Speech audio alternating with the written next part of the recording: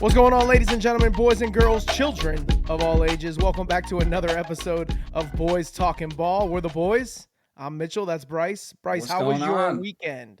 My weekend was good, brother. Came away with a win, and Victory Monday came in strong, and now we're chilling. Big chilling. Got some, we got to win out for the rest of the season. So I'm happy we got the win. As long as we get wins, my weeks will be good. I just meant, like, how was your, not even related to football, just did you have a good weekend? Yeah. I'm trying to think of what happened. It was a busy weekend. Over the weekend, Tanner threw out her neck. And Oh, no. Your wife, Kristen, called in. It's nice knowing a doctor, man. Having a It's doctor. the perfect pairing, man. Yeah, it's nice to have a doctor in the family. She called in a prescription for a muscle relaxer, so she's doing better. She made smoothies this morning. That's a huge step in the right direction. It's like, honey, I just need you healthy enough to make me a smoothie. Okay, bro. No, I've been taking great care of her. It's just she offered, and so That's like the perfect best friend pairing. Not only are our wives best friends, but one's a doctor and one got hurt. Yo, what? Yeah, what a perfect pairing. Anyway, how was your weekend? It was good. Bro, I have this thing with my memory where it's like once a day passes, I'd file it away, and I can barely remember what I did this weekend. You're always that way. Every time we check in on you, how you doing, Mitchell? You go, I got nothing. I really had to think hard to come up with things to say in those moments. Right now, I can remember Sunday because it was like a uniquely big day for the church, but like Saturday, what did I do on Saturday? Oh, dude, I played flag football on Saturday, and I invited you, and you didn't come out. No, I didn't, because I'm old. Bro, every man out there is in their middle-aged 30s and 40s. How are there no injuries? 3 kids.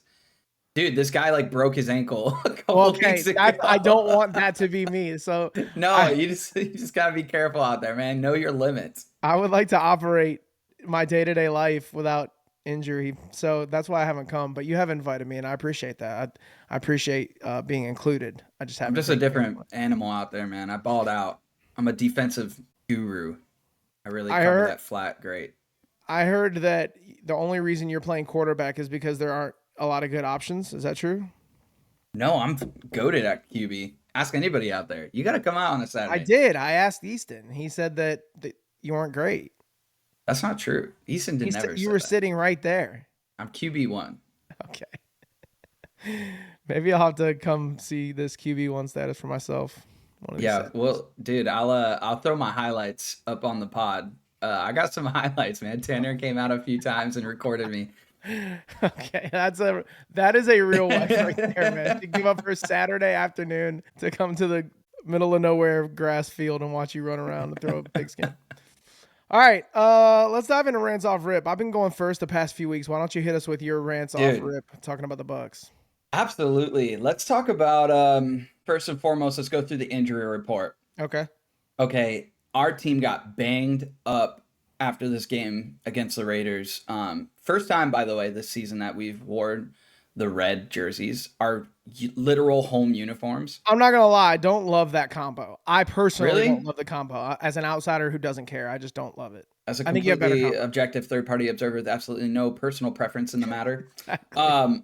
Yes, I love it. I love our red. I love red on pewter. It's just what I grew up on. Historically, though, we suck in red and pewter, and I think that's why the team just wears. Also, it's hot, so you don't want to wear dark colors. You want to wear your whites. It's been the first time we've worn red, and that's just a tidbit of knowledge for the listeners. But injuries, man. Bucky re-aggravated his hip and his back. He came into the game, questionable, and they gave him a couple runs. I should not have started him in fantasy, but he exited the game early in the second quarter, and that wasn't good for us. He should be good next week. I would like for them just to give him a couple weeks off. We have the running back room to not have to start him every game. But I know he's trying to get 1,000 yards. It's his rookie season, so he'll probably play. He's just that kind of player. Antoine Winfield left the game early, or not early. He left the game late in the fourth quarter, and he's injured. He's going to be out a couple weeks. And so he hurt his knee. And it sucks, dude, because he was injured at the beginning of the season. We just paid him this huge contract. Incredible. Yeah, incredible part of the safety room. But What was great is we had some guys step up. Tyreek Smith, rookie, had a pick on Sunday. He's healthy. He's good. And he hasn't been healthy all season. So it's just weird. Some big injuries. We also got, like, our injury list is massive. I go through every person. It doesn't matter. Heading into the Chargers, a little worried about that. But we'll see what it looks like on Friday after all the practices this week. I want to give a Mike Evans 1,000-yard tracker. Currently, Mike Evans has 590 receiving yards, 7 touchdowns. He needs 410 to finish the season to get 1,000 receiving yards. That's an average of 102.5 yards a game. Do you think he'll hit it? Like, I'm just asking. I want you to tell me. Do you think he'll hit it? I don't know. It's going to be close. I mean, averaging 102 yards a game is difficult. It's not easy. But also, no Chris Godwin. I mean, who else does Baker have to throw to? Well, he's been last week. Jalen McMillan had those other guys are getting in the mix a little bit. Yeah, Cade Otton's always just been a safety blanket for Baker to throw to, and then Rachaad White is wide receiver 3 realistically. Overall, rants off rip. We're winning the division. We're 7-6. The Falcons lose to the Vikings. By the way, that game was crazy. I don't know if you watched that. Crazy, yeah. The Vikings just whooped the Falcons. I mean, I can talk. Rants off rip might be Falcons versus Vikings because of how bad that Falcons defense looked. It was awful. But I wanna address our playoff chances here. Okay. We're winning the division. We have a 77% chance of making the playoffs. But this team doesn't look playoff ready. Our offense does. Our offense is getting it done one way or another. I mean, dude, 28 points. And we're averaging so many points a game. And I don't even know how. Like, if I'm watching the game, our second and third quarter, we looked awful. Baker wasn't finding anybody open, 3 and outs, fumbles, all that. Yet we still put up over 420 net yards, 152 rushing yards on the ground, the rest in the air. And it just was an ugly game defensively again. Even though the Raiders only scored 13 points, the story is, if you go back and watch that game, there was a couple of red zone plays that our defense made to make it look a little bit different on paper. On paper, it looks like, oh, cool, yeah, like Tampa rolled the Raiders. But really, like, that second and third quarter was tight, man. It was 10-14 for a while, and it could have been anyone's game. And then we kind of ran away with it at the end. So the score looks a little bit different. Our defense does not look ready. Our defense isn't healthy right now. The play calling is abysmal. I mean, we are running the highest percentage of zone coverage in the NFL currently at 80%. I know there's a micro percentage. It's like 80 point whatever, but it like the overall 80%. And that's way higher than anyone else in the league. It's ridiculous, man. Especially when you look at the numbers of when we play man coverage. We are a more effective team. I think I told the viewers last week, told you, like, we had Bryce Young throwing terrible completion percentage against man, but versus zone, he was dicing us up. And that's been the tale of the tape this whole year. Every time we're running zone coverage, these guys are ripping us apart. It don't matter who's at the helm. And when we play man, it just looks a lot better. I'm ranting, honestly, today about our defense. Every week I rant about it. I don't think our offense can do much more. We're scoring points. And at the end of the day, that's all I care about. I don't care who gets the ball. Like, we're just finding the end zone. We're making plays. Our defense needs to get stops. We have a good test this week against the Chargers. You know, I know they're without J.K. Dobbins, praise the Lord. But we have a chance to really, like, lock in our defense and maybe play some man against Justin Herbert. I want to see how we do against him. But, yeah, overall, it's been a crazy week. And just speaking defensively, like, dude, Brock Bowers, I don't know how we haven't – what week are we in? Like, how have we not talked about this kid? Yeah. He's insane. You shared with me some stats for him. He broke a record for most receptions by a rookie tight end in NFL history on Sunday, pushing his total to 87 with 3 catches for 49 yards. Now, I will say, I thought Brock Bowers was going to throw 200 up on us. Like, I was like, how are we going to cover him? We played him very well. That was the only thing I look back on Sunday and go, okay, our defense kind of took away their star player. And that's how you win games sometimes. Like, the Raiders only have Brock Bowers. And so I'm glad we got Brock Bowers down. He had a crazy one-hand catch on Sunday. And everybody knew he was good coming out of college. Obviously, that's why the Raiders drafted him. But, geez, dude, this guy is he's good. He's very talented. Very, very talented. And even Rob Gronkowski said, like, he's better than me. Like, he said that live on television. Like, this guy could be better than me. So, overall, I'm very displeased with the injuries. I wish our team could stay healthy, and that every season every team has to deal with the injuries, right? That's just football. Mm-hmm. And then our defensive play calling, man, I wish we'd call a little bit more man coverage. But I am proud of us locking down Brock Bowers for the most part and securing the win. Still got the win. Let me ask you this, and then we'll move on to the Browns. Are you concerned at all about the amount of turnovers happening each week for the Bucs? Not at all. I mean, if you look at that Baker interception, it was at the end of the second quarter. It's about to be halftime. Right? Yeah. So the first one was a screen pass. He talked about it. The reporter, I don't know if you saw the press conference, but the reporter's like, hey, so what were you feeling when you threw that screen pick and you're walking to the sideline? He goes, pissed off. I was pissed. And he was like, thanks, bye. And just walked off. That's Baker for you. I don't think he was very upset. I mean, obviously he's upset with any pick he throws, but that second pick he threw before halftime was just like, it wasn't a Hail Mary, but dude, he literally got hit in the pocket when he threw it. So the ball just sailed and it didn't go to where he was wanting it to go. And it got picked off with 10 seconds left. They kneeled it out second half. I didn't hate the shot. That's the thing. Like, if it's something like that, it doesn't bother me. Obviously, I hate blatant, just dumb mistakes. And that screen pass, he even said, like, I should have floated it a little more. That play usually works for us. Like, that is not a play that people have been, like, picking up on. And I think now that teams know, we love to throw the screen. I think teams are getting aware of that. And I hated that pick. I think that pick was really dumb. But then we got the ball back the next play. They fumbled it on the snap. And then 3 plays later, we fumbled it on a sack. Like, it was a terrible exchange of events. But yeah, I mean, I'm not happy with it. But I know Baker's going to get us points. That's the thing, like, kind of like the Jameis effect in a sense of like, hey, I know this guy's still going to go score 3 touchdowns too. Like, if you're going to throw 3 picks, again, you can't lose that turnover battle. And you know all about that. But I think as long as we're winning, I'm saying with Jameis, no. I'm just saying, that when turnovers happen and your team can't get any turnovers, you're most likely not going to win that game. Luckily for us, Baker has kept us in it despite some of the mistakes he's made in the past 2 weeks. Yeah, speaking of interceptions on screen passes, let's talk about the Browns. Officially at this point, eliminated from playoff contention with the loss to the Steelers this weekend, 27-14. Man. It's okay, man. I told you weeks ago when we first started this podcast, I didn't have hope. And now we really just don't. We officially don't have hope. You can add that word onto it. You can just see it in your eyes, though, man. Watching the game for the first quarter, I'm thinking, man, one thing I know about this team is they come ready to play and they play hard every week. We don't win a lot of games, but we play hard. The effort is there, and you don't usually see that from a team with double-digit losses.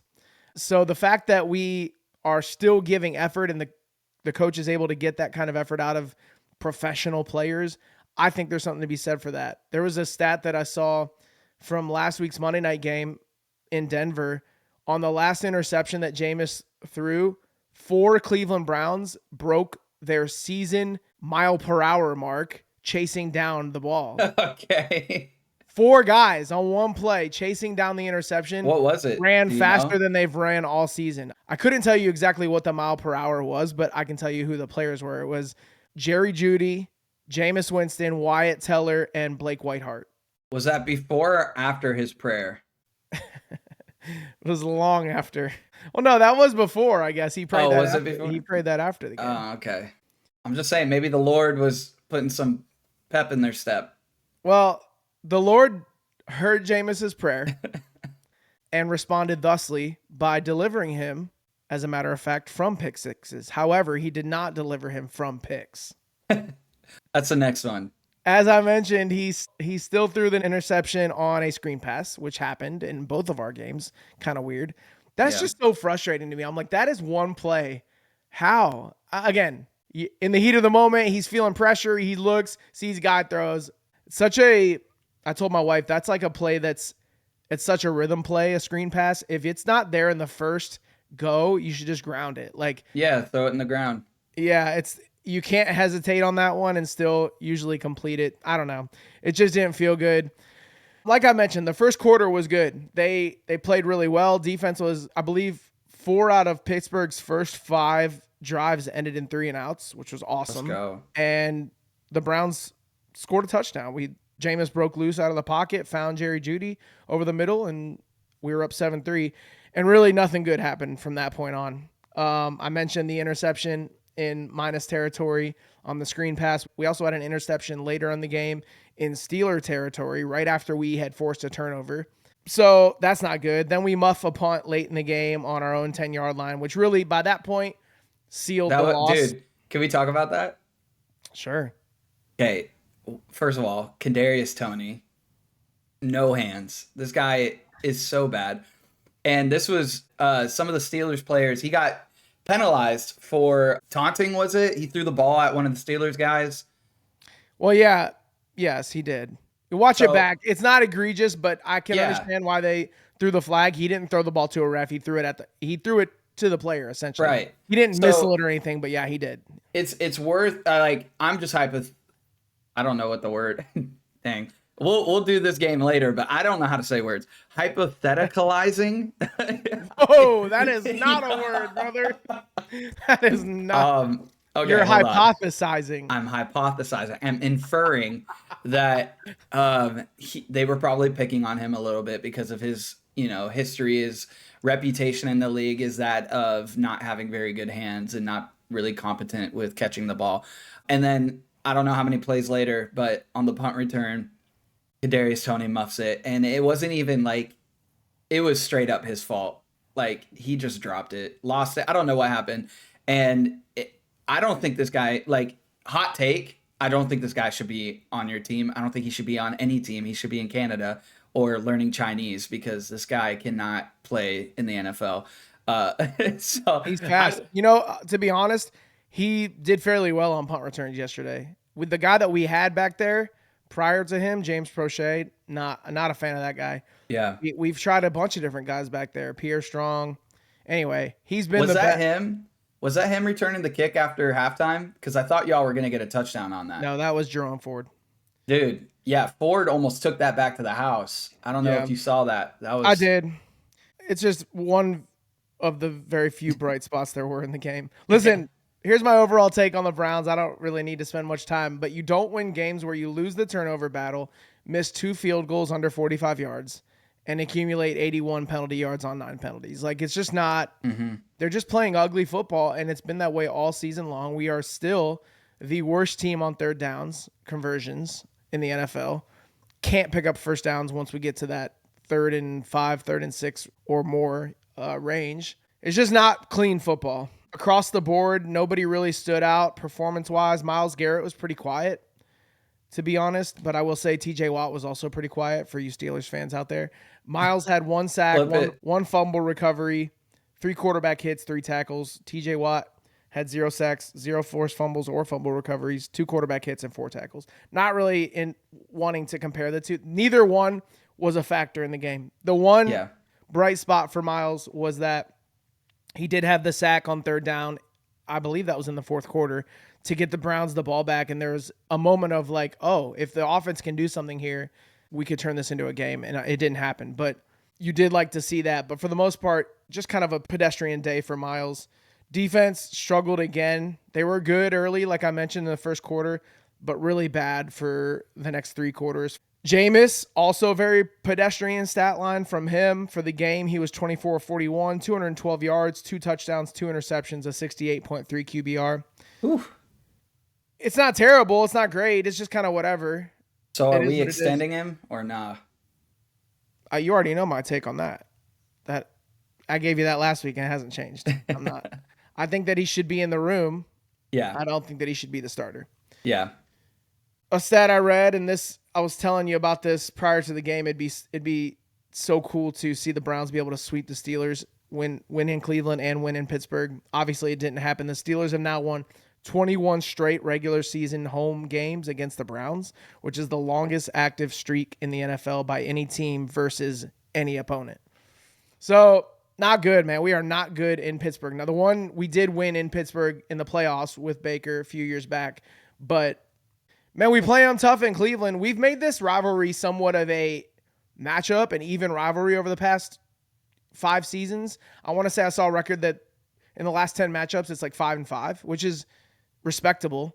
We Yeah. can't win over there, man. We can't win. The last time we did it was in the playoffs with Baker a few years back in that incredible first round playoff matchup. But I don't know what it is about regular season games in Pittsburgh, but Some daggum swing states, man. Pennsylvania just got you. Got your number. yeah, that's what it is. 21 years, man. I was 7. Am I 28? I was 7 years old 21 years ago. How old were you? I was 16. Just getting your driver's license the last time y'all Right. won in the regular I was season. just able to drive last time. Browns won in Pittsburgh. That's crazy, man. It's crazy. We need to turn that around if we want to have success not only in that rivalry but in this division moving forward. You got to be able to pick up road wins in the division. And Have you that's ever the culture. been to the Pittsburgh Stadium? No. I've been to the baseball stadium, not the football stadium, though. I would love to like be able to picture you at a Pittsburgh game at like that time of your life, 16, 17, kind of like your, young adult Anakin Skywalker era. You have this whole Anakin arc going for you, man. Like, I just don't want to see you go to the dark side, The hooded figure, Bill Belichick, the hooded coach. Do it. All right, that's enough of the Browns and the Bucs. Good weekend for you, not good weekend for me. It is what it is. We move on to next weekend. I believe you guys are in LA to face the Chargers, and we are at home to face the Chiefs. So it'll be a fun weekend to talk about.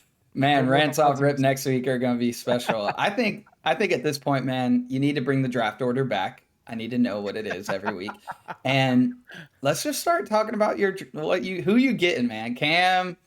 All right. We'll put something together for next one. I'm not doing that this week. I don't have it in me. We'll do it next week. Let's go over to our hot topics, man. Yeah. This Bills versus Rams game. That Game was of the week. insane. Game of the week. Easily. I have to admit, I did not watch it live, but I watched back the highlights, and wow, a lot of points in that one. Rams squeak out the win, 44-42. They were up, 9 at the end of that game, and then the Bills scored a late touchdown. So maybe it wasn't as close as it seems, but overall, just a wild game. Not necessarily a game you would point to and think there's going to be a ton of points. Let me ask you this. Is it better to score 42 points and lose or 19 points and win? Answer me that. That's a tough one. That's like a trick question. I'm just asking you. It's better to win overall. Okay. So 19 I'm glad points that your senses did not fail you. Your reason did not fail you in that moment. Yeah. Why? But what did the 19 points come from? Well, I was baiting you because the Chiefs scored 19 points and won this week against the Chargers, 19-17. I'm sure you saw the end of that game. Dude. Doink. What is going on? I'm What do you mean, annoyed. what is going on? I hate the Chiefs so much, dude. The Chiefs just keep winning, man. That's what's happening. I hate them, bro. I know you do, and it is what it is. I'm just telling you that they continue to win. You know what they don't do that a lot of good teams in this league do? They don't lose to bad teams. Yeah, that's true. They don't. They beat even if it's close, even if they play them close, which has been your argument recently, they are not losing these games. A lot of teams in this league would drop games like that. They wouldn't have the luck go their way, man. You make your own luck, dude. I'm telling you, the Chiefs are legit. I hope the Browns destroy them. That would be fun. That would be fun. Let's go back to that Bills game, though. Josh Allen goes absolutely crazy. 51.8 fantasy points. Dude, I played him in fantasy this week in the last week of our fantasy, bro. You already clinched. You're good. Even Jamar Chase's legacy game could not stop Josh Allen's legacy game. Dude, can you read these stats? Yeah, I'm going to go through it right now. 22 of 37, 342 yards, 3 touchdowns. That's just in the air. Then on the ground, 10 rushes for 82 yards and another 3 touchdowns. He's the first player in NFL history with 3 passing and 3 rushing touchdowns in the same game. He's playing Madden. He's literally like a Madden creative player. That's what it feels like.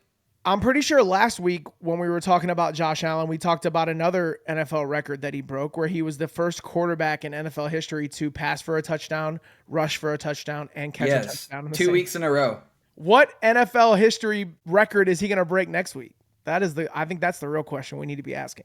I don't know, man. What sucks is they did take an L here, and what the heck kind of Rams team did we just see this weekend? I mean, they knew how to finish. They were playing tough. I mean, that's the thing, right? Like, Sorry, I don't mean to cut you. We've always known that the Rams have a lot of offensive firepower. So for them, I think this season has been a roller coaster for sure, but they've not really been healthy for the whole season. They lost Cooper Kupp early, they lost Puka early. So now they got both of those guys back and they're fully healthy on offense. And when you add Kyron Williams into the mix, still producing at a high level this year, that's a dangerous offense any week, dude. And that's why I love the NFL. It's such a week-to-week league.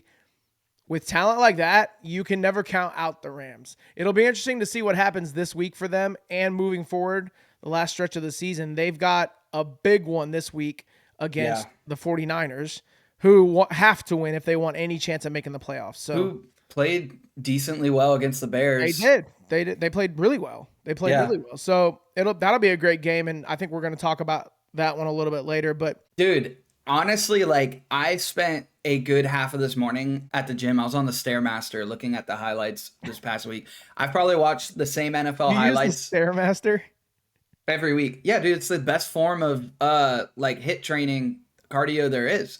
I didn't think anybody still used those. Bro, it's so hard. It sucks. Level 5 for 20 minutes.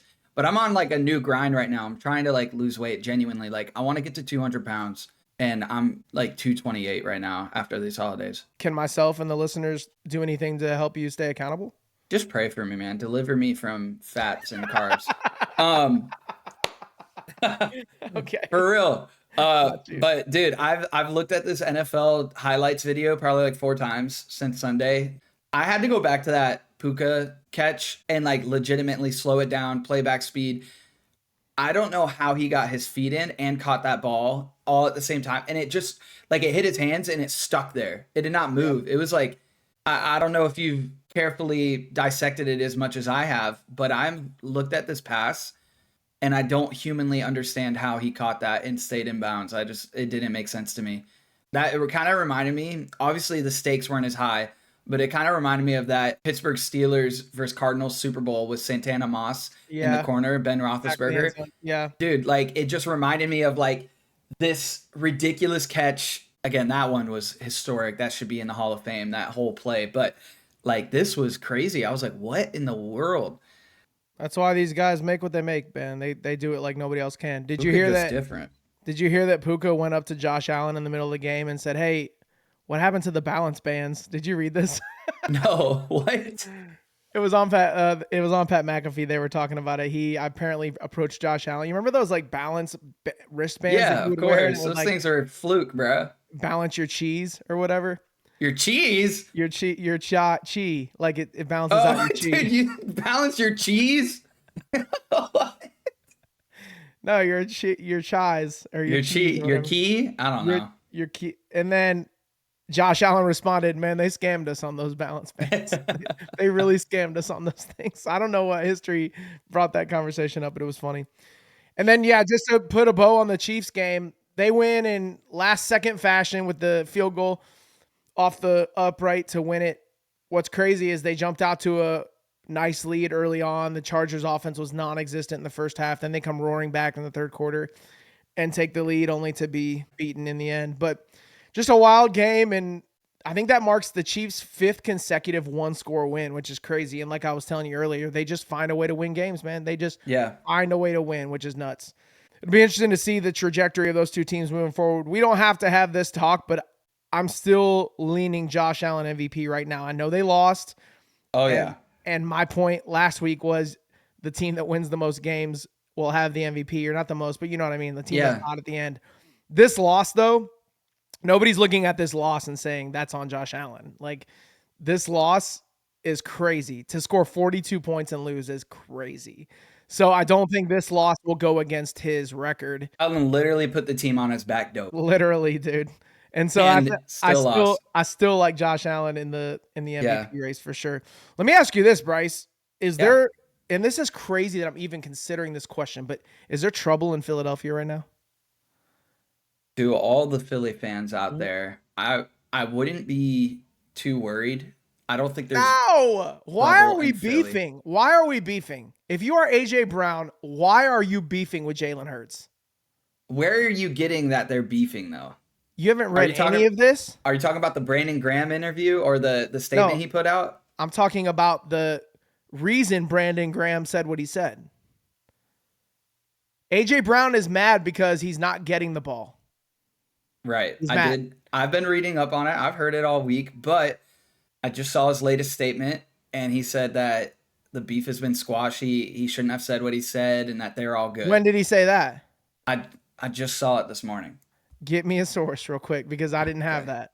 Okay. But what I did have was that he's been unhappy with Hurts. And guess what? This is not the first time in the history of them playing together as teammates where something has come up from A.J. Brown suggesting that he's upset with the way the Eagles play offense, which is crazy to me. Now, I did see some film.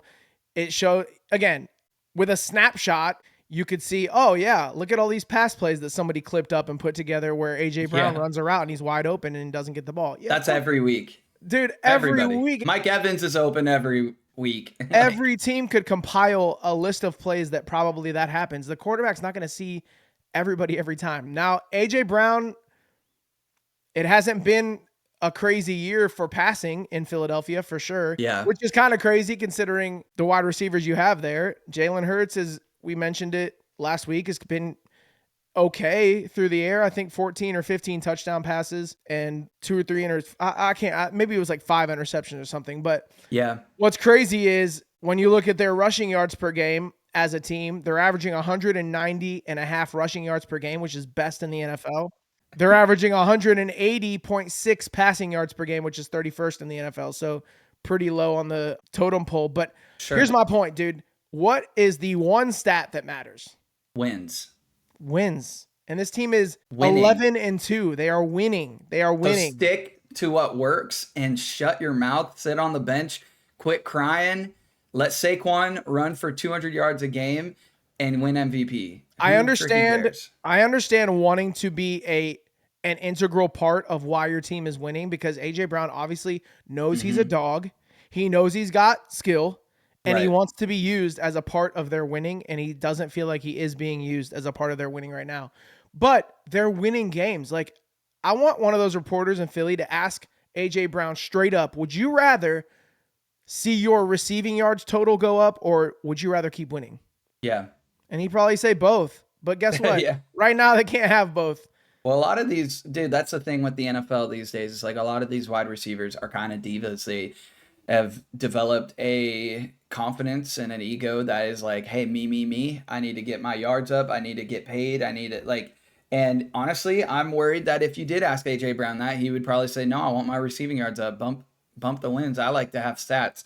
That's surely that's not. Kind of like the diva situation. But going back to Brandon Graham, you're right. He did go out and say that he doesn't know if they're friends anymore. He said, like, number one's doing what he can, and AJ could be going about things differently. But he did release a statement today. I want to read it to you. He said he's going to apologize, right? He said, I made a mistake, and I assumed that it was something that it wasn't. I just want to win so bad that I don't just want to use the media when we need to talk about something and we can fix the problem ourselves. I didn't add to it in a good light, so that's my bad.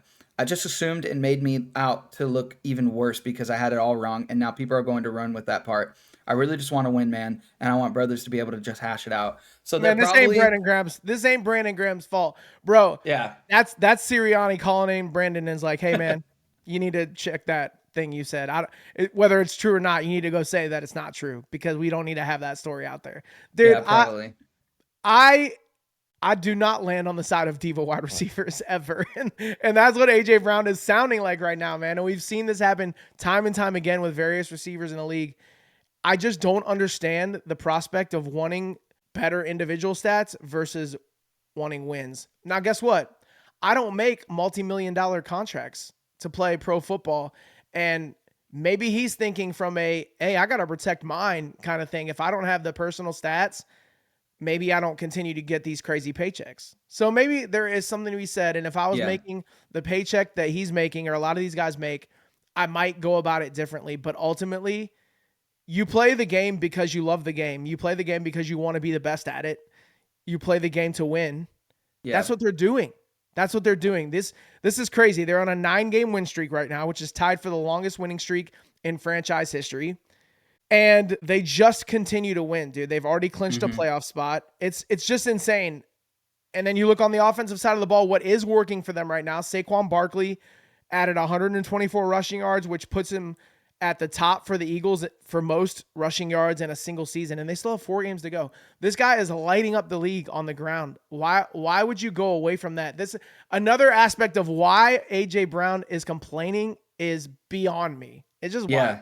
You stick with the hot hand, man, and I know that's what they'll continue to do next week. They'll keep running it, and if it keeps working, like when they need to pass it, they will. And AJ Brown better be ready. That's all I. Do you gotta think say. there's any Philly fans out there that are like, why aren't we throwing the ball more? No, because they're winning. If they were 2-11, they'd say, yeah, throw the ball more. If they were in my shoes, like if our zone defense was working, I wouldn't, for Tampa, I wouldn't be like, hey, go to man. Like, Right. we're losing games because our defense. If they were losing games because their run offense, then yeah, if the tush push wasn't working, if Saquon couldn't 360 hurdle over people, then yes, we'd be saying, hey, throw it to some of these guys. But you don't need to.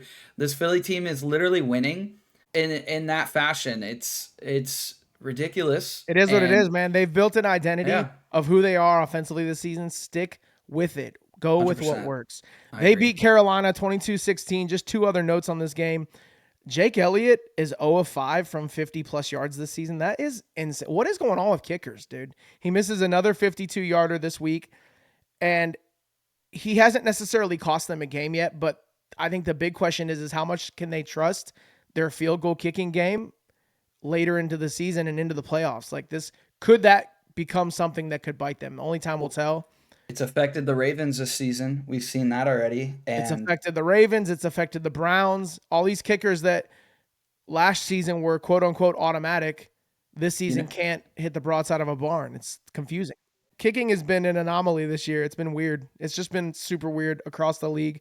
Don't understand it, but it's crazy to see. The other note I had on this game, and we can move on from it, is I think Bryce Young is for real, man. I think this dude is a legitimate NFL quarterback, and he's proving to get better and better. You look at the totality of his work in the last 3 games alone, it's been insane. Now, I know the stat line doesn't jump off the page, but they're in Philadelphia, one of the hardest places in the league to play. He's 19 of 34, 191 yards, 1 touchdown, 1 INT, 69.6 QBR. Did you see the pass that he threw to Leggett that should have won them the game? I mean, it was a dime. Could have been a dagger. There was time still on the clock, right? And we don't know how the Eagles would have responded. Could have gotten in field goal position, win the game. But the fact that he leads that team down the entire field in the last 2 minutes, that's mature veteran quarterback stuff, dude. I'll be the first to say the Panthers really surprised us last week. And they're obviously playing hard, which is crazy. They're losing games, which is good for their draft stock, and they're playing hard, which is good for their fans. Like, people can look at the Panthers and go, okay, hold up. There's some hope next season. Right. Whereas last season, they were losing games and sucking, not playing good. And so it looks like if you're a Panthers fan, there's something to be excited about necessarily, especially this year. If you have a top 5 draft pick, and you get to pick up another huge piece to add to this offense or this defense. Right. Next year could look a whole lot different for them. I said that last week. I'll say it again. Their team does look good. I think other teams that are going in to play Carolina, either whether they're going to Carolina or Carolina's coming to them, they need to start planning a little bit better and stop thinking this is just another bye week on their schedule, because this is a legitimate team who's going to try to beat you if they come and play you. They're not a pushover right now, for sure. I could even make the argument that the Panthers have more hope for their future than the Browns have right now, because going back to our very first episode of this podcast, we established our belief that the quarterback is the most important position in football. Yep, they got their guy. Seemingly they got their guy. Now they don't got to go waste a top 5, top 10 draft pick on a quarterback when we also know that drafting quarterbacks is hard. That's a tough thing to get right. You just never know with these guys, and it seems like they've got a good one. Now they can go give him some pieces moving forward to hopefully better that team next year. Whereas if you're the Browns, that position is very much a question mark. We have a lot of the other pieces in place to make seemingly to be good in the NFL, but we don't have that position locked up. So anyway, it'll be interesting to see what happens with them, but I like what I'm seeing in Carolina. Let me ask you one more question for our hot topics. Should the Vikings extend Sam Darnold? This, I think, is the best question we could debate today. I want to hear your take. I say you got to, right? You have to realize what this man is doing. 5 tutties this past Sunday, and Is it that easy? uh, Just yes? he's proven. So you give it to the guy who comes in and proves his worth. He's at least worth another year. He's worth hey, can this guy replicate this type of, like, can JJ McCarthy sit behind this guy and learn even more? Because if you asked me about Sam Darnold with the Jets or Sam Darnold with the Panthers, I would have told you absolutely not. This guy is garbage. But he came to Minnesota and he's looked like a top 10 quarterback there. I'm not even exaggerating. Genuinely, he's looked great. And, he's got a great cast. Like, this Vikings offense is good, dude. Hawkinson, Justin Jefferson, Addison, Aaron Jones. Like, that's a good offense, no matter what you say. So, can Sam Darnold replicate this and keep it going? I don't know. Like, I've never been a Sam Darnold believer, and I don't know if I ever will be.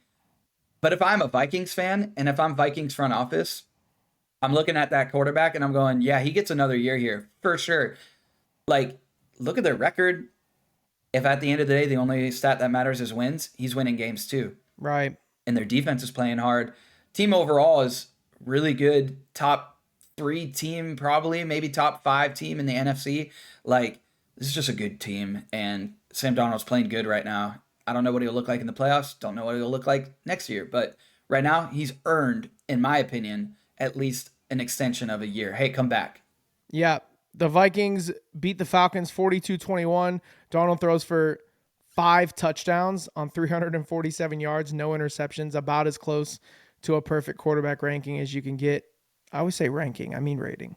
157.9 for Darnold on Sunday. It's a crazy situation that GM is in, because if you look at what he's done over the course of his career, and again, I'm not here to judge him on his past seasons, but we have a pretty good sample size. He played 3 years in New York. He played 2 in Carolina. He played 1 in San Francisco, mostly as a backup. And now Minnesota. He's not had a year like this. I mean, so far this season, and again, they've got 4 games left still, I believe, for the Vikings. 3,299 passing yards, 28 touchdowns, 10 interceptions, a 108.1 QBR. Yeah. Dude, that's far and away the best season of his career. Now, could we argue he's in a good system now and this is the real Sam Darnold? Could somebody argue, hey, this dude, this is an anomaly. This is a one-time thing. This will not replicate season after season. Or do you really believe Sam Darnold could have the Vikings in Super Bowl contention every season? I don't know, man. That's a tough decision. This is why I'm not an NFL GM, because that's a tough one to make, but I kind of teeter. I mean, I'll be the first to admit that I was wrong on my Vikings take earlier this year when I told you that the Vikings weren't it, and I didn't believe in them, and I didn't believe in their ability to win. I mean, I definitely didn't believe that they were going to win this many games. I didn't believe in their ability to be a playoff contending team. I don't know, man. You got the young kid in McCarthy. Is the front office and the organization bought into McCarthy moving forward? Or are they willing to say, hey, let's press pause on JJ for a season or 2 more and see what Sam can give us? Yeah. I don't know. He's going to have offers. And again, I don't know what his current contract is. I believe they signed him to a 1-year deal after McCarthy got hurt. I'm pretty sure that's how it happened. He's earned a second year for sure. Well, he's probably not going to sign another 1-year deal, though. That's where the decision gets difficult, is he's going to have offers from teams probably for a multi-year contract. And are the Vikings going to want to invest that type of money that it's going to take to get him and number of years to keep him in Minnesota? It'll be interesting to see, dude. Yeah. I don't know, dude. I feel like if he goes to another system, I think we've seen him in a couple other systems. I don't know if he replicates it. Exactly. And that's the decision that you have to make as the GM of the Vikings and as a GM of any other team this offseason that's going to offer him a big contract. Yeah. But I mean, I think he's earned it, whether he stays or goes. He's played well enough this year to get his bag.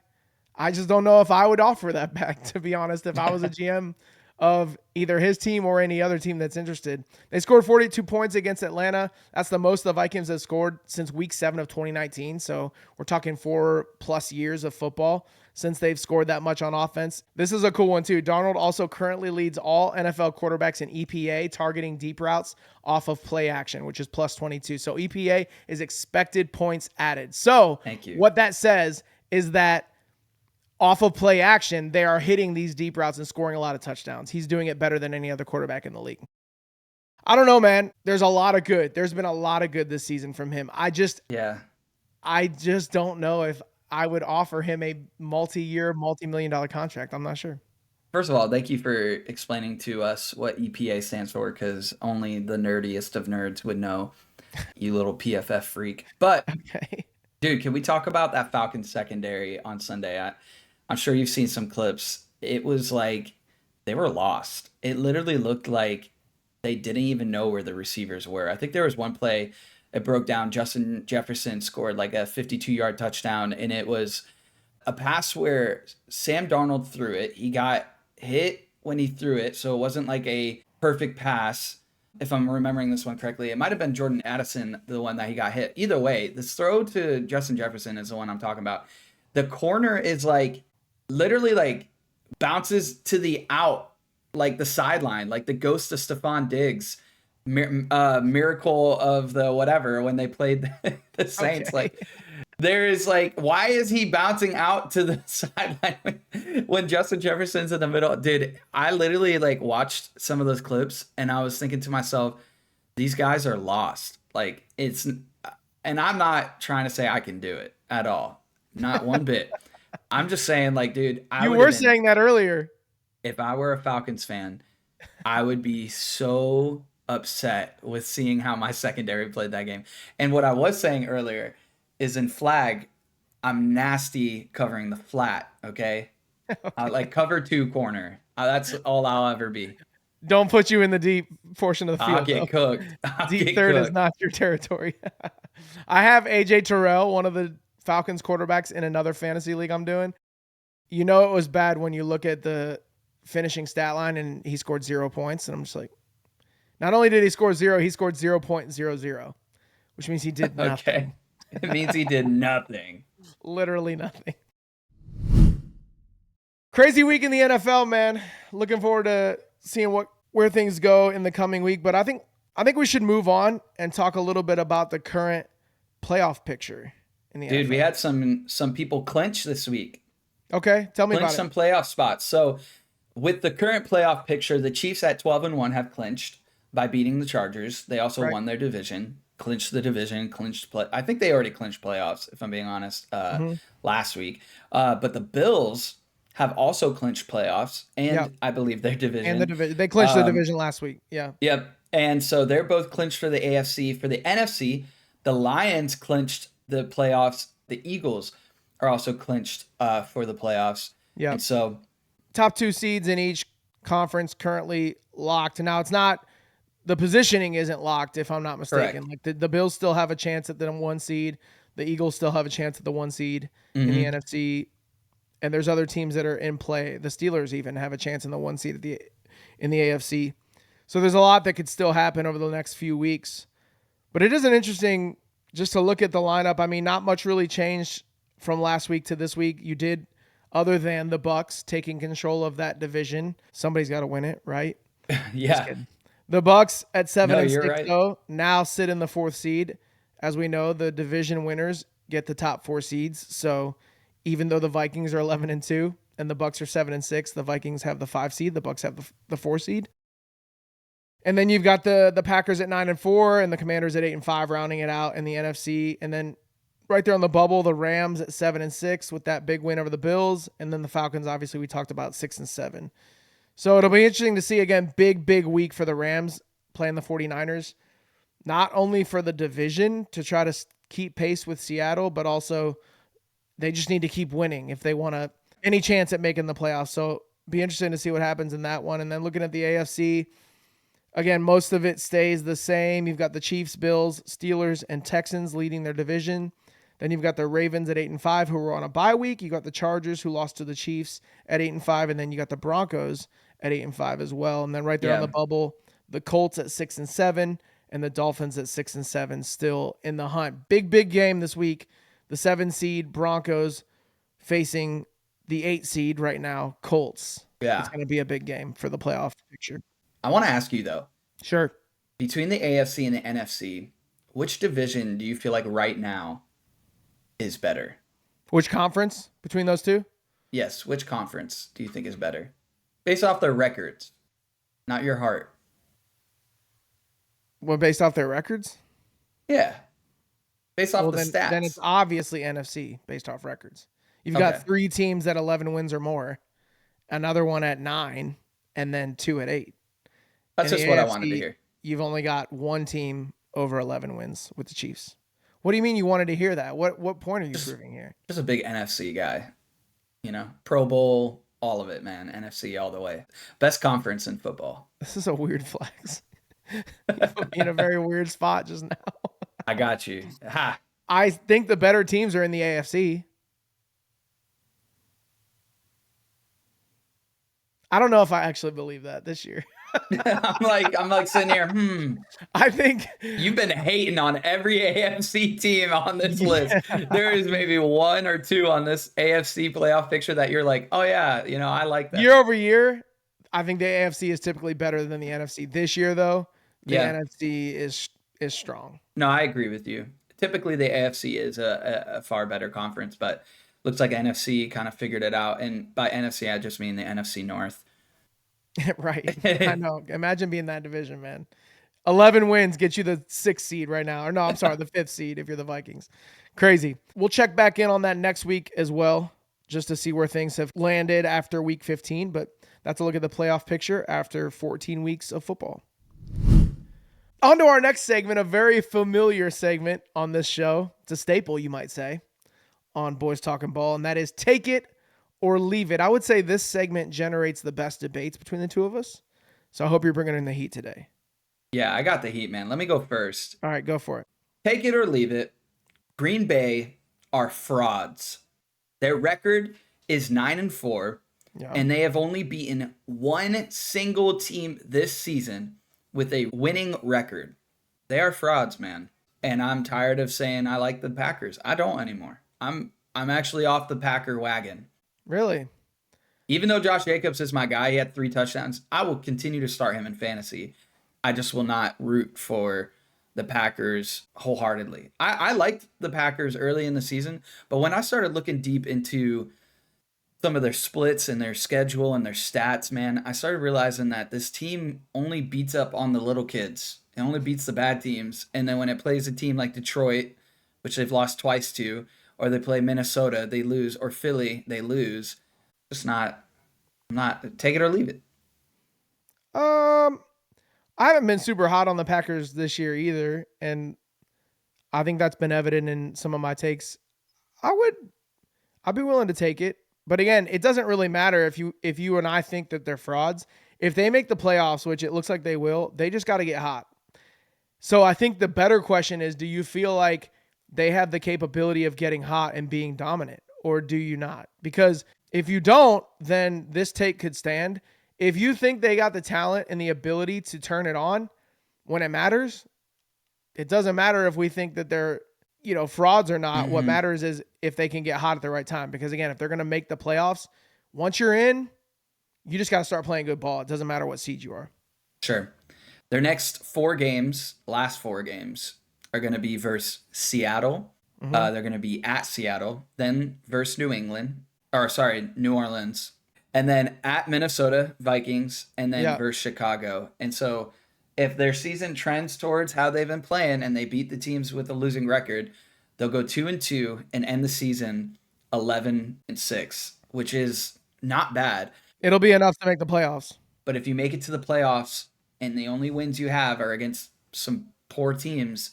But it doesn't matter, though. I mean, it could. Again, but that's what I'm asking you is like, who are they really? Because if you truly, and I guess with your take, we know what your opinion is on that, but you're bringing up their record and who they've beaten and not beaten. All I'm saying is like, do you believe in their personnel and their talent, or don't you? Do you believe in their coach, or don't you? Because if you don't believe they could, not saying that they will, but they could have success against anybody in the league, then yeah, maybe they are frauds. But if you believe, hey, they're just not playing great, they don't play well against the good teams this season, they're not playing great right now.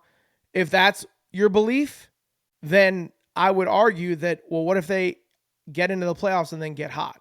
So my question to you would be is, who do you believe they are really?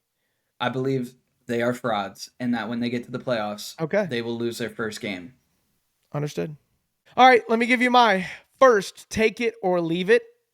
And this is NFL related. It's not directly related to any one team or anything that's happening currently in the league, but you'll know why I'm saying it. There's been a lot of news surrounding this lately. And my first take it or leave it is this, Bryce. Take it or leave it. Bill Belichick actually has no interest in coaching college football. Take it or leave it. And that's just what you're going to leave me on. Just no stats, no information. No, I will, but the point is which do you feel? I'll give you my argument, but I just want to know. I think that he'd be willing to coach in college under the right conditions. What he was speaking on the Pat McAfee show about how he would want to create an NFL style college and how he would want to, help players not just become NFL ready, but business ready if that's the decision they decide to go with at the end of their college career. I think there's a genuine heart there to do that, but I almost want to take it with you. I don't want to leave it because I think at the end of the day, Bill Belichick's real heart, coaching them NFL teams, man, and having an NFL, going to the Super Bowls, like that's what we know Bill for. And I'm worried if he went to college, what would happen? Would he even have the success he had in the NFL? Maybe not. Would those players even respect him? So I'm gonna take it actually. I'd be interested to hear some of your points, but I do think that he would rather coach in the NFL. Yeah. Well, we could guess all day at what Bill Belichick's personal preferences are. Neither of us know him personally, so we would only be guessing, and we are still only guessing. But here's why I believe what I believe. And again, I could be wrong. This is why this is a bold take segment. But if you look at his overall wins in the NFL, he's only 15 wins away from breaking Don Shula's all-time NFL wins record. That comes from The Athletic. Shout out John Carroll, by the way, Don Shula. John Carroll alum. Okay. If you're Bill Belichick, don't you maybe you'd like to have that record? Would you not? Did Bill ever chase records, though? He hasn't had to. I feel like Bill's not like the type of guy that's like, one of the biggest things when like Gronk and Tom came over to Tampa was Gronk was like, I don't know, 4 catches away or something. It was like the last game of the season from getting a huge bonus and like stats, whatever. And like they had mentioned in previous regimes, Bill would have pulled them just for health reasons. But like Tom and Gronk got to stay in there to get those bonuses. Now those aren't stats, but I think Bill's just a win guy. And again, if he comes and coaches for the NFL, he probably will get that record, but I don't think he gives a crap about records. I don't think he cares about anything. You could be right. Winning. You could be right. I wouldn't be surprised, but that is the stat. We are talking about winning. Yeah. Actually, that is the stat. And it'd be pretty cool to say that you are the winningest coach in NFL history. That'd be that cool. Would be cool. Not to say that he needs any more accolades to his name, but it's just something to consider. And then when you look at it from a financial motivation and a financial standpoint, my question would be like, how much could North Carolina or any other college program realistically afford to pay Bill Belichick, considering the reports were when he was coaching at New England, he was earning around $20 million a year from the Patriots, which had him at the highest paid coach in the NFL. He's not going to make, I'd be very shocked if he made that kind of money in college football. He's not. Because they've got to pay him. They've also got to pay the rest of a brand new staff. If you're firing their head coach, most of your supporting staff is gone as well. So there are a number of new guys that you're going to have to hire and bring in. Can any college program, can the University of North Carolina afford to pay a guy like Bill Belichick that kind of money?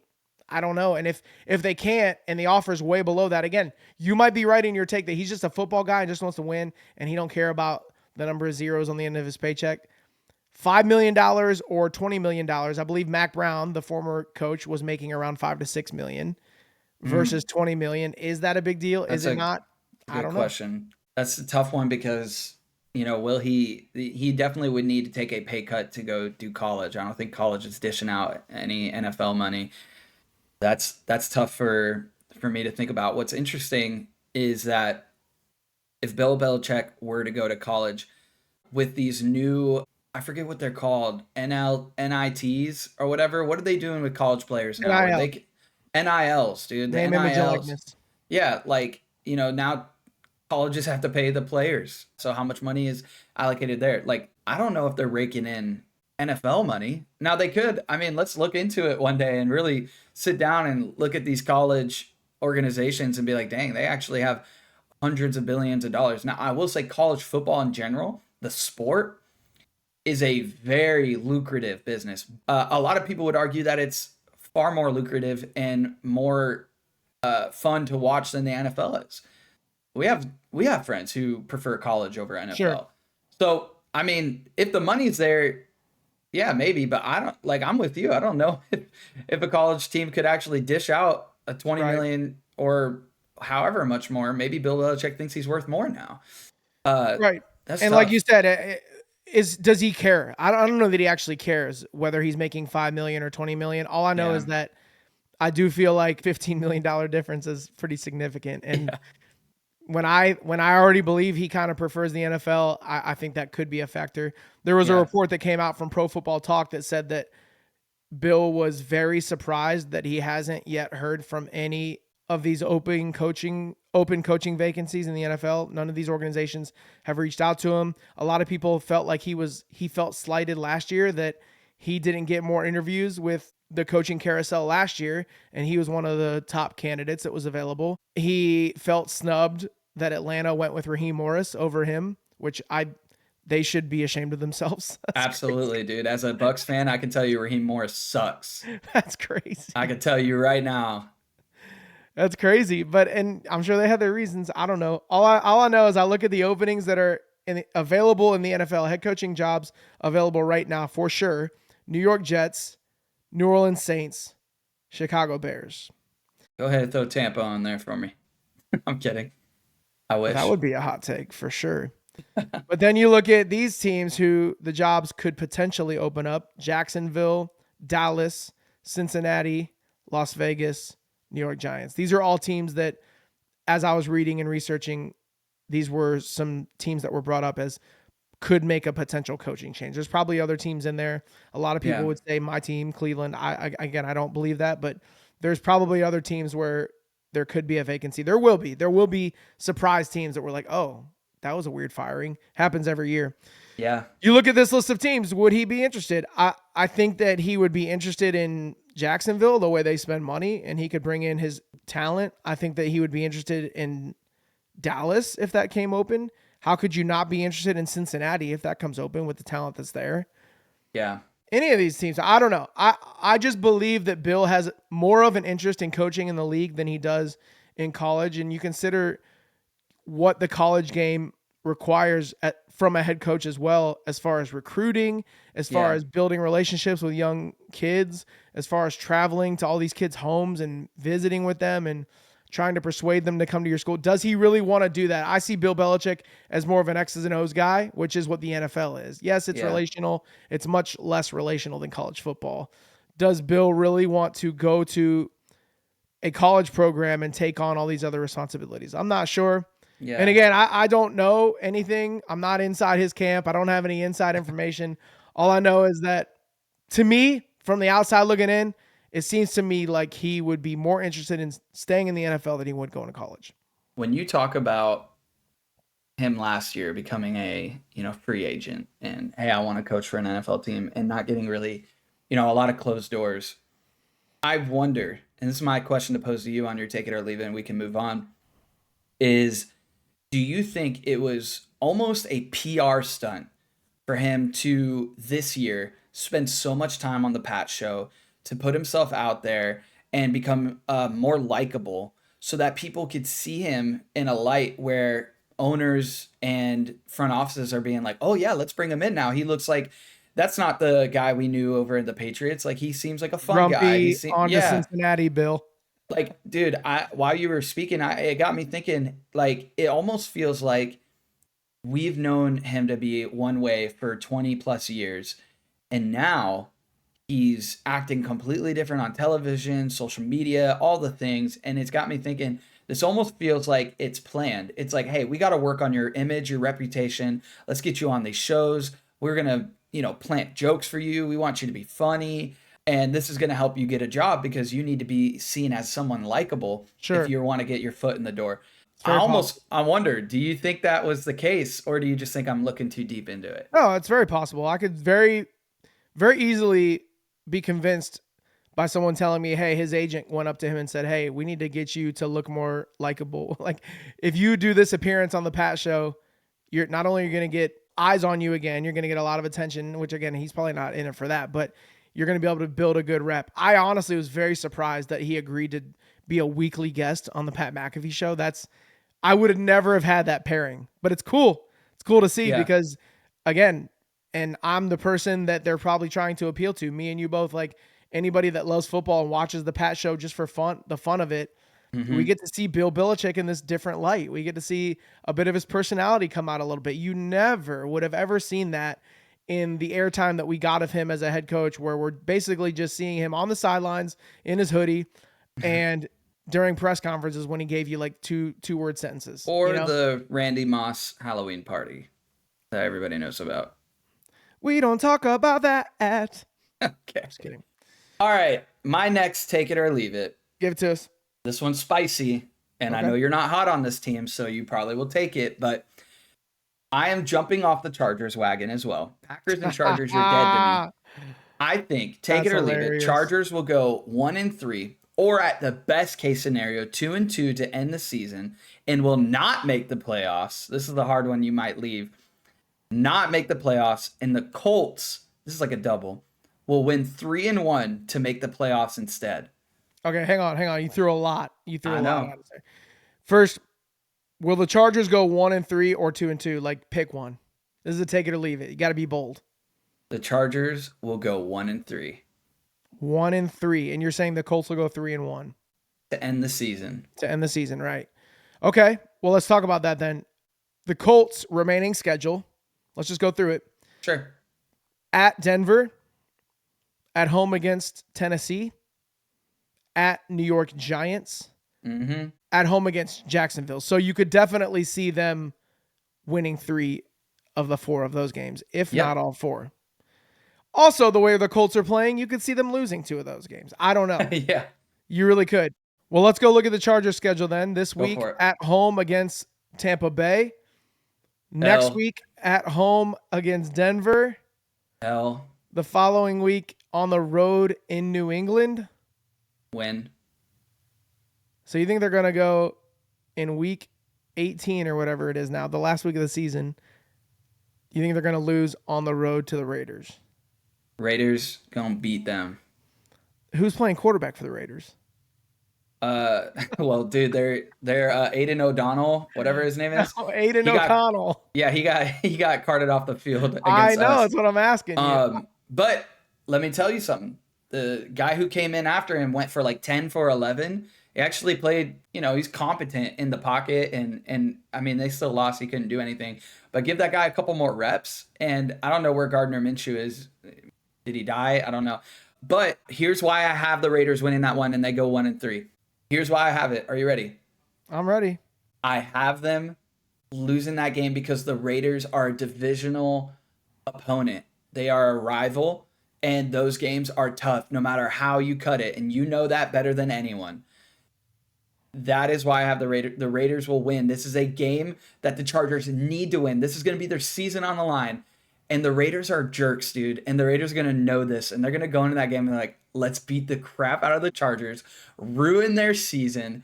The Chargers will lose and go 1-3 to end the season, get knocked out of the playoffs, and the Colts will take the spot. So if Aiden O'Connell is not able to play, Desmond Ridder would be the third string quarterback for the Raiders. That's who came in to relieve him this week. Former Atlanta Falcon, first round pick, didn't work out. Yeah. Whatever. You're a Desmond Ridder guy. You believe that he can keep them competitive. I'm a week 18 Desmond Ridder guy. And it's also, they haven't ruled out the fact that Aiden O'Connell could play even this week. So yeah, there is a chance that he could play with Aiden O'Connell. All I know is that team's scrappy. I don't know how many games they could win, but they put up a fight against the Chiefs. They fought hard against the Bucs. They they play teams well. So I could see it happening.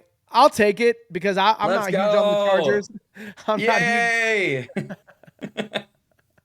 I'm not huge on the Chargers, but also you complained last week that I don't take enough of your take it or leave Dang. it. Well, don't do it because I'd be complaining, man. That's just part of the nature of the pod, man. You complain a little, you give and take, man. Come on. I got you. I'll take it. Let me give you my last one, and then we'll move on.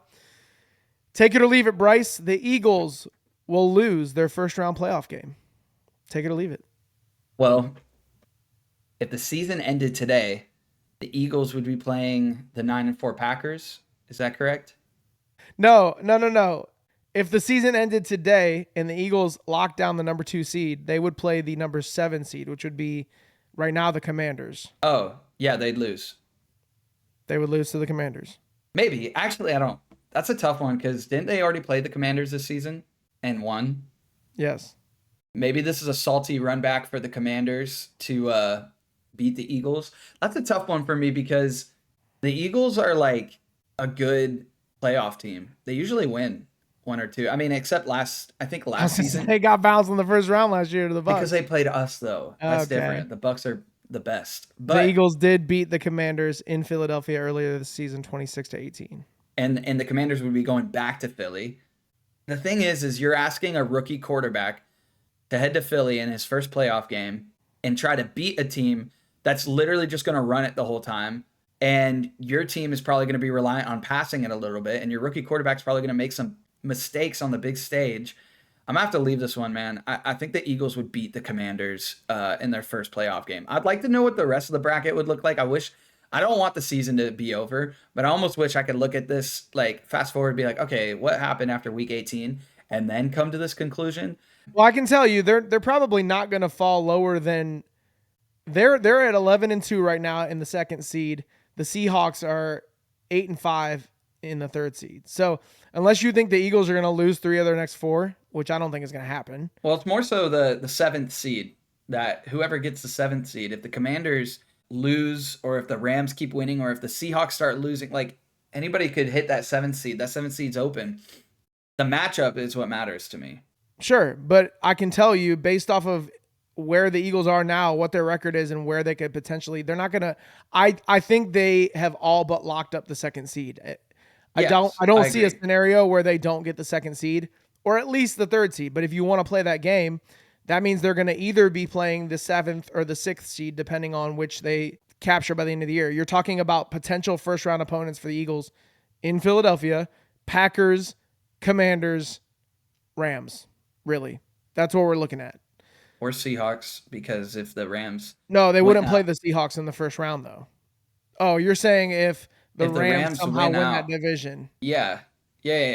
And then the Seahawks would be bumped to the 7th or whatever. Like, there's so many scenarios that can happen. So many scenarios. The Eagles already beat the Packers. Now, it was week 1 of the season, but they did beat the Packers in Philly. They already beat the Commanders in Philly. So they've beaten both of those teams. I don't believe they've played the Rams this season. I'll double check.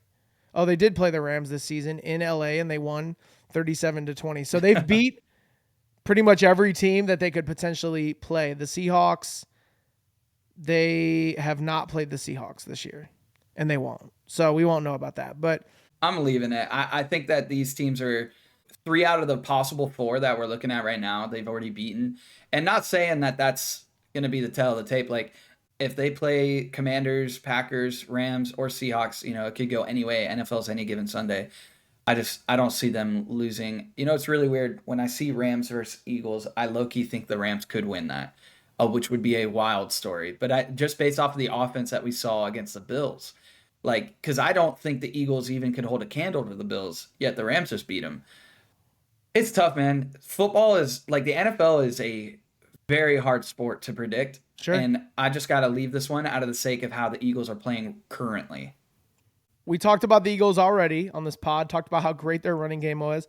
I mentioned how I don't believe that A.J. Brown has any ground to stand on as far as his argument against Jalen Hurts or the fact that the Eagles should be passing more, whatever. Not a fan of that beef. But it is a passing league. It is mostly a passing league, and teams that can pass the ball effectively win a lot of games. Yeah. Now, I will say that the running game, I feel like, has had a bit of a resurgence this year. Like, we've seen some old school style football being played this year again, with the running backs being kind of prominent, talking about Saquon, Derrick Henry, Josh Jacobs, these guys that are having a lot of success on the ground, which is cool to see because I enjoy the smash mouth style of football. But yeah, will that hold up in the playoffs? And I don't know if it will or not. The Eagles had an absolute dud of a first round playoff game last season. Again, it's a hot take, and I could end up being wrong. But of all of these division leaders right now in the NFC, I don't know, man. It's just a hot take. If they end up somehow facing the Packers, I could see them losing that game. If they end up playing the Commanders, it'll really depend on how Jaden Daniels plays as a rookie quarterback in his first playoff game. That would be a big. I don't know that I'd go Commanders there. Am I talking myself out of my own take it or leave it? Yeah. Wait, do you agree or? If they played the Rams, I could see the Rams. I could see the Rams. Yeah, me too. I don't know why. So I don't know. It is going to depend on the first round matchup. But again, I'm just going to go out on a limb. Sorry, Shay. I'm going to go out on a limb and say that the Eagles lose their first. Go ahead and leave that one for me. Okay. You can have it all to yourself. All right, Bryce, we're going to move on to a brand new segment. And this segment comes to us. Do this, man.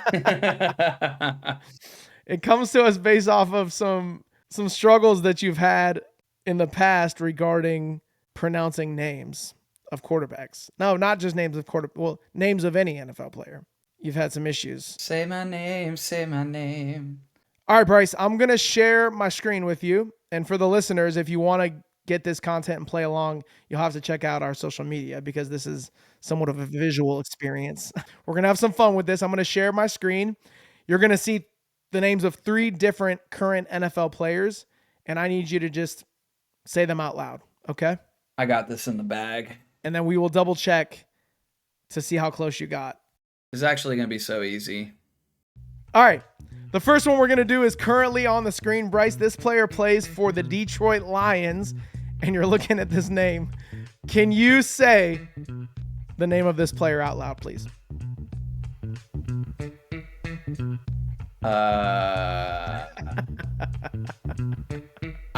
Dude, honestly, I've seen this name and I still don't know how to pronounce it. Matter of fact, I've heard this name and I don't remember. I've never seen this guy in my life. Okay, hold on. All right, I'm gonna just send it. Ifitu Melifonwu. Ifitu Melifonwu. What you feed me? Ifitu Melifonwu. It's like fondue, but instead it's a last man. It's you want to see? You want to see how close you were? Yeah, go for it. All right, let's listen. Ifatu Melifonwu. Not bad. Ifatu. That didn't look like that. Okay. Oh, what the heck? All right, we got the next one on the screen here. Can you see it? Yeah. This guy is a current player for the Washington Commanders. He's a wide receiver. This is an easy one. Really? Yeah, this is an easy one. I got this. Ready? All right, give it to us. Oyamade Zacchaeus. If it was so easy, why did it take you 16 syllables to say his first name? Oyamide Zacchaeus. Oyamide Zacchaeus. That's I'll lock that in. Oyamide Zacchaeus. That's it. Go ahead, play the audio. Listen and see if you got it right. Olamide Zacchaeus. Olamide, Bryce. Olamide. Oh, so like holiday. Got it. Okay. Sure. We got one more for you. I'm gonna give you one more. Don't get me canceled, bro. With some of these. All right, you ready? Hey, yo, what the frick, dude? I gotta name this person? Well, this person plays for your team. Okay, are you ready? I'm ready. Give it to us. Davida, Talukanawa, Tulupi Polo Bonobo, Moses, Vahala Mala, Vahoka, Valate, Fahuda, Fahida, Vea. You want to give it an actual shot, or is that the best you're going to give me? Tavida, Talukanawa, Talupa Pudu, Moses, Vahada Hulu, Vahoka Hulu, Philatis. All right, let's listen to what it actually is, because I'm trying, bro. No, you're not. All right, hold on. You try that one. That's what I thought. Go ahead and play the audio. Vita Vea. What do you mean? All right, here's what it actually is. Tevita, Tuliakiono, Tuipilotu, Mosesa, Bahae, Fahoko, Falatau, Vea. Nah, bro, you must hate your child. Nah, if you name your son that long paragraph of a name, no disrespect. Bro, Respectfully. You might get canceled here. This is I a cultural thing, bro. I get it. I love the culture. Proud of it. Happy for them. That name's just redonkulous. Respectfully. That name makes me think of Moana. That's racist. That's racist. That's crazy. Why? Man, just next. Give me the next one, man. There is no more. That is the last one. Oh, thank God. How'd I do? Give me like a grade. Like if you were my teacher. 0 out of 100. What? No, I'm asking. Oh. I'm saying, yeah, 0 out of 100. On a scale of 0 to 100, I would give you a 71. Oh, C. Let's go. Passing grade. That's what I got in school, bro. A lot of C's. Okay. We'll try this again later and see how you do on future names. How about that? All right, bet. All right, ladies and gentlemen, after a long week of football, it is time to run that back. We've got some notable picks that did not work well for me. You went 10-3 this week. Again, dude, you just find ways to you pick safe, and that's boring. But whatever, man. You got him right. Let's go down your list. You picked the Lions, you picked the Seahawks, you picked the Chiefs, you picked the Steelers. By the way, can I just say the only time I've picked the Chiefs this season is the game they lost. It was against the Bills. So I hate the Chiefs. But you got the Steelers, Dolphins, Vikings, Eagles, Bucs, 49ers, and Bengals. That was a close one for the Bengals on Monday night. Yep. Where I missed is I had Packers upset. I was close, but again, they're frauds. Cardinals, man, I thought the Cardinals would win that one, but Seahawks came to play. I tried to will the Chargers into existence. Also jumped off that wagon. They suck. Steelers, I was right about. Saints was right. And then I got Dolphins. I think we all picked Dolphins. Titans, I did not see the Titans losing that game on paper. I did not think that was going to happen. But it wasn't like a notable matchup or anything, so it could have went either way. I think that's what we said last week. Vikings, Eagles, Bucs, Bears lost. I thought the Bears could beat the 49ers, but geez, they suck. They're so bad. Like, my whole point last week was new head coach, maybe a rejuvenated team that wants to go out there and win. They looked awful. So Bears lost, and then Bengals won. You're sending kids to college. Meanwhile, my kids are going to be working for the steel mill. So, hey, you're still on the positive side of 500, 7-6. Better luck next week, Bryce. You can't win them all, and you've been dubbed the upset guy. With your wife? Stop. Cut. Mercy. No, she just made a comment that how can you be dubbed the upset guy if you don't ever pick the right upsets? This week, man, I got him dialed. Woo! She got you, dude. Chill. You're piling it on. Sorry. Easy on me, King. Dude. Very healthy marriage, by the way. Healthy marriage. It is. I'm just messing around with you. No, I know. And that's what this is all about, man. No cuts, none of that junk. Just keep it all in, man. We just out here to have fun. Hey, Bryce, this week, pick a vanilla. Do you want me to, actually, and see what happens? I want you to be you. No, I'm actually curious. What if this week I try to do that and I get him all right?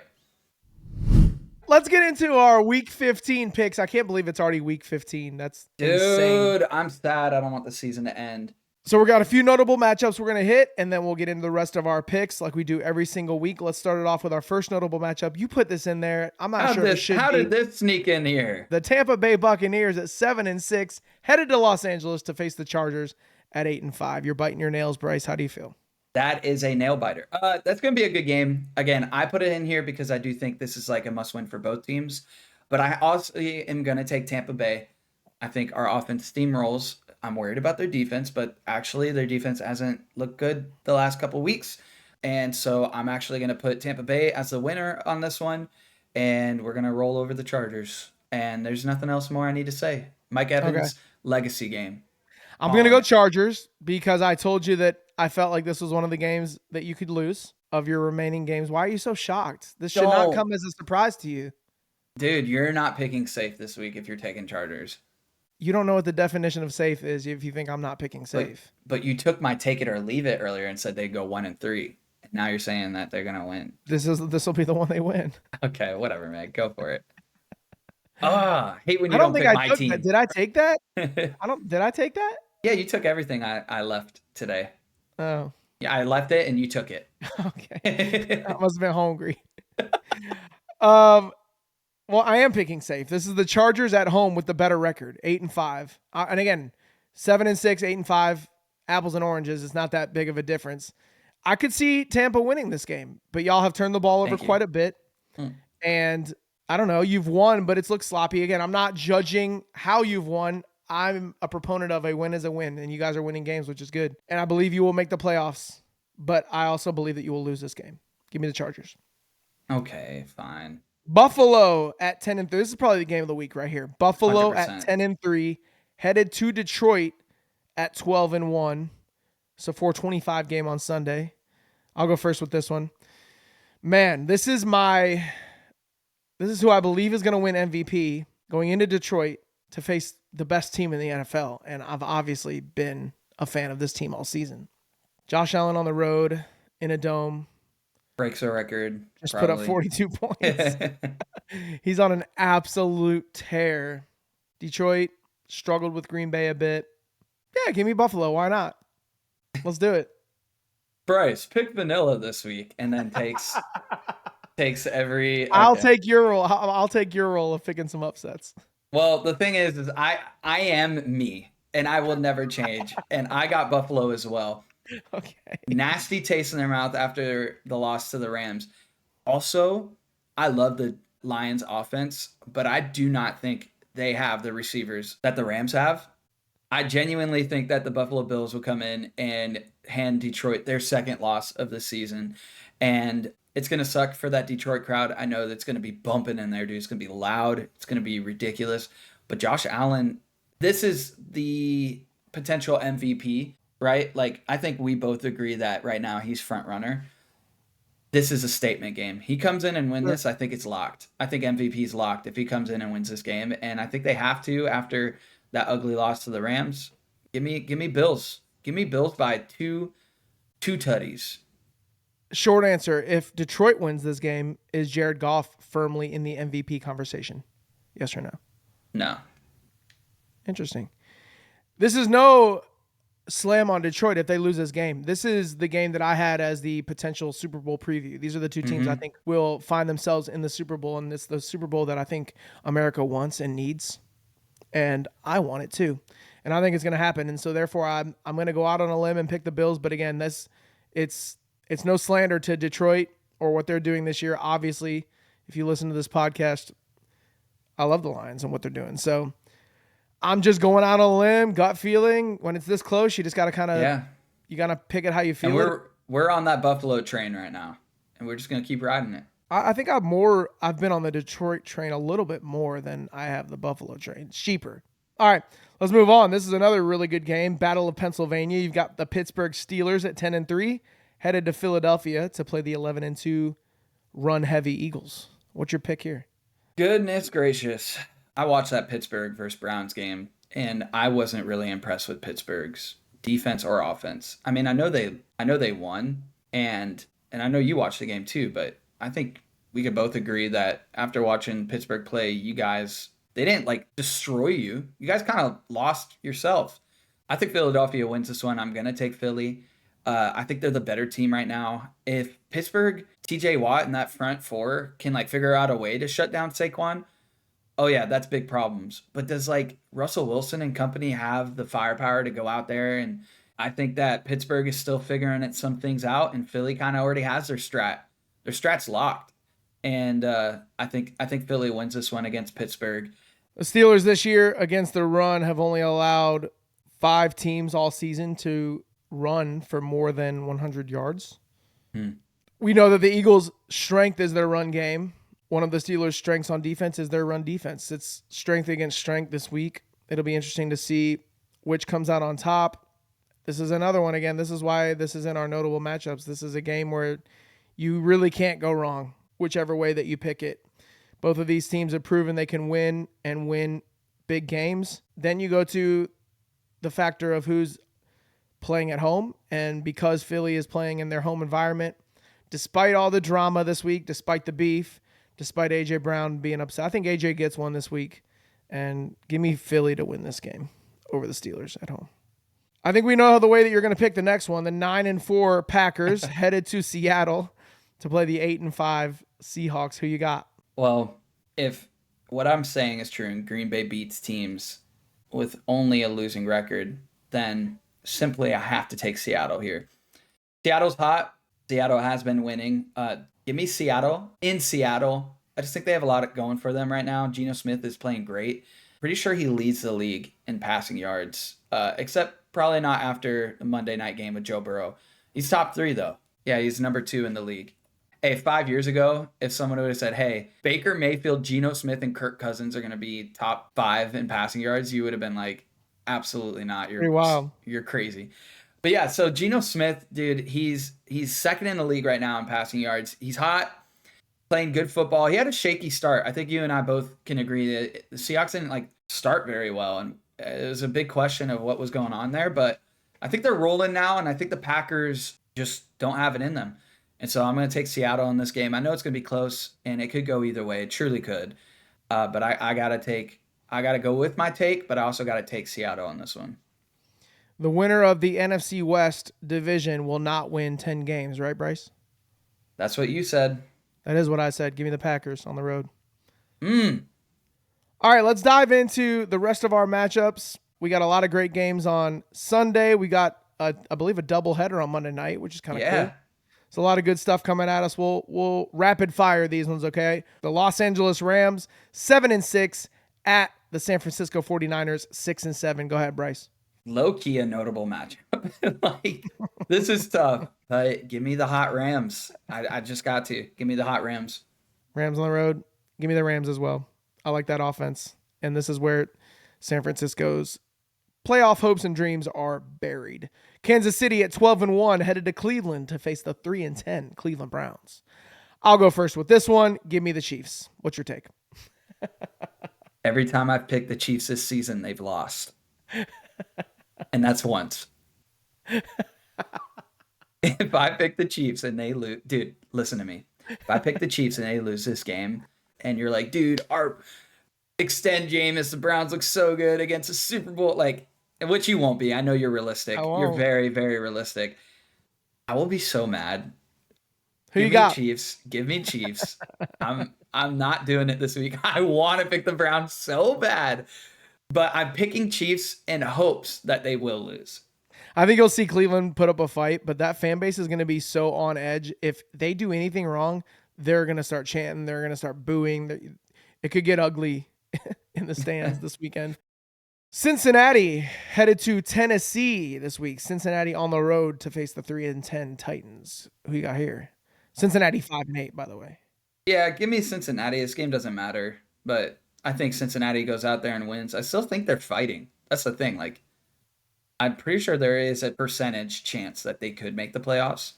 I don't think they're eliminated, but if that's what they're playing for, they're playing for it. Yeah. No, there's still a chance that they could make the playoffs. It's pretty slim, but they definitely have a shot, and they had to win that game last night, and they did. So that's a big win for them. Tennessee is just not impressive this year, offensively or defensively. We've talked about them being scrappy and putting up a fight. Man, they did not show up last weekend in a game I thought for sure they would win at home. Yeah. Give me the Bengals, as you said, needing to win multiple games to have a shot at the playoffs. I like the Bengals on the road here as well. Washington at 8-5, coming off their bye week. They're in New Orleans to face the 5-8 Saints. Give me Washington, and I think when Jaden Daniels and company come to New Orleans, it's going to be pretty bad for them. So give me Washington. Yeah, I like the Commanders to continue to solidify their playoff spot there and get a big win against the Saints. Give me the Commanders as well. The Dallas Cowboys at 5-8 on the road to face the scrappy 3-10 Carolina Panthers. Who you got? Hey, give me a tough Carolina win. Give me Yeah. Carolina over Dallas. I actually had this as one of my take it or leave it's, and I chose not to say it, but I like Carolina getting back to their winning ways, which haven't been very 2015? haven't been. 9 years ago. I should say I like the Panthers to get back in the win column this Yeah. week. I don't trust Dallas at all, man. I don't trust them offensively, defensively. Who knows what we're going to get from them? We might very well get a blowout, and Dallas could win and show us both up. But I like the Panthers' fight and grit, and I like them to win this week. Without looking, what do you think the spread is on the Dallas versus Panthers game? I bet it's close. I could see it being -1.5 Carolina. Dude, it's -2.5 Carolina. Wow. Okay. And that's pretty cool considering the fact that the Cowboys have a 5-8 record and Carolina has a 3-10. But when That's it's that just- close, yeah. it's tough. I mean, it's when it's that close again, like the home and away becomes a factor when it's a team like Dallas who hasn't been reliable all season long. So yeah, that'll be an interesting game for sure. The Miami Dolphins at 6-7 on the road to play the Houston Texans 8-5. I'm gonna go first here. I like the Texans. Do I? This is a tough one. The Dolphins have been surging offensively. We've kind of seen a resurgence of Jalen. Why are you laughing? Because you're thinking the same thing I'm thinking, and it's on my take it or leave it next week that old CJ's having a little sophomore slump, but they're still winning, and so it's hard because you're like 8-5. Like I want to take them, but low key they don't look good. So they have a lot of offensive firepower, and they're also a team that has to keep winning to keep their playoff hopes alive. And Houston's been kind of slumping, but that is why I think that Houston at home will show up and play better, not just better than the Dolphins, but better in general than they have been playing. I still like this Texans team. Give me the Texans at home. I did not expect you going there based off of how you were speaking about the Dolphins. I'm an unpredictable guy. No, you're actually very predictable. I'm going to take Houston as well. Fun fact, Houston doesn't even have a single player on the injury report heading into this game versus Miami has like 7 players on their injury report. And so they're healthier. They don't look amazing. I do think they'll beat Miami at home. All right. A game we don't need to spend a lot of time on. The New York Jets at 3-10 on the road to face the Jacksonville Jaguars at 3-10. Give me the Jets. Yeah, give me Jets. Baltimore Ravens 8-5 on the road in New York to play the Giants at 2-11. I think we both have the Ravens in this one. I'll be very shocked if you pick the Giants. I won't. And I don't think anybody is. The Indianapolis Colts 6-7 on the road to face the Denver Broncos. We mentioned this one earlier. A lot of playoff implications here. Broncos sit at 8-5 in the 7th seed. Colts in the 8th seed right now at 6-7, needing to win to keep their playoff hopes alive. Who you got? Give me Broncos. Okay. Yeah, I like Denver as well at home. If this were on the road, it'd be a different story. Yeah, that's what I'm looking at. Just don't believe enough in Indianapolis this year. I like Denver to win that game. New England Patriots 3-10 at the 6-7 Arizona Cardinals. I mean, I don't believe you want to talk about teams we don't trust this year. It's the Cardinals. They are a tough one. So inconsistent. So inconsistent. And any given week they could win. Any given week they could lose terribly. Yeah, I mean, Cardinals. Cardinals -5.5 point favorites. Well, we don't pick the spread here. I know, but I got to take the Cardinals here. This is like one of those 4:30 games no one's going to watch. It might have a record low watch. Give me Arizona, but it's probably going to be a quiet game. James Conner, it's going to be like 9-0. I don't know. This game's weird. Give me Arizona, but I wouldn't be surprised if New England came together and randomly. Me neither. Yeah, that's what sucks.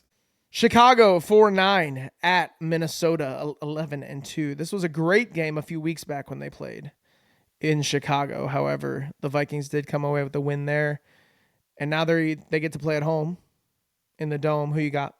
I'm gonna take Minnesota here. I think the Chicago's any win they had in their sails, a very quiet and calm wind, is now out. I think they're just They might just lose out. I'm not a believer in Chicago right now. I like Caleb Williams, and I'm not one to say I think he's a bust, but I don't think they can beat Minnesota here. I think Minnesota's rolling, and they need the momentum. Give me Minnesota. Yep. I like the Vikings to win at home here against the struggling Bears. Finally, the last game on the slate, and again, both of these are happening Monday night, which is interesting, but the last game on our slate is the 6-7 Atlanta Falcons at the 2-11 Las Vegas Raiders. Why would we want to watch that on Monday night? I know which game I'll be tuning into. I think this game is interesting if it is a Desmond Ridder start. No, not an asterisk. If it is a Desmond Ridder start, give me Las Vegas. If it's an Aiden O'Connell start, give me... Dude, I hate the Falcons. And I think they suck. Like, they're not good, wildly inconsistent. But low-key, they're going to beat the Raiders. Give me the Falcons. Give me the Falcons. No matter who plays quarterback over there? Unless Tom Brady comes out of retirement. Okay, which he's not. Yep, I like the Falcons on the road. That wraps up this week's picks. Good luck, Bryce. Hopefully we can improve a little bit on that overall record, and you could pay for your kids' college. Yeah, man. Hey, listen, if you guys are listening to this podcast and you're enjoying it, or you have questions, or you have some hot takes you want to send our way, go ahead and reach out to us at our Instagram or our TikTok at Boys Talking Ball. You can DM us, hit us up, share our posts. Please go follow us. We actually this week hit over 100 followers on TikTok. Let's go. That we've been working on a whole month, the last month, 21 days, and we hit 100. And Instagram's booming too. You can also check us out on X at BTB Football Pod. Yep. We're on Twitter, X, whatever you want to call it. Or you can email us at boystalkingball@gmail.com. You're just glad you don't got to do those blind rankings anymore, right? So, fun fact, I might bring them back for a road to 1,000. But that's going to take longer than a month. And I don't know if I have it in me, man. Please follow us so we don't have to do those anymore. That'd be great. And by we, I mean Bryce. Yeah.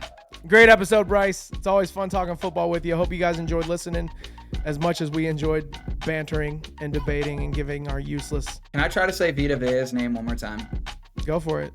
Tavita Tuli Aki Ono Tua Pulu Otu Mosesi Vahae Vehoko Valutu Vea. That's not bad. That'll do it for this week's episode of Boys Talking Ball. We'll see you guys next week. Peace. Bye, y'all.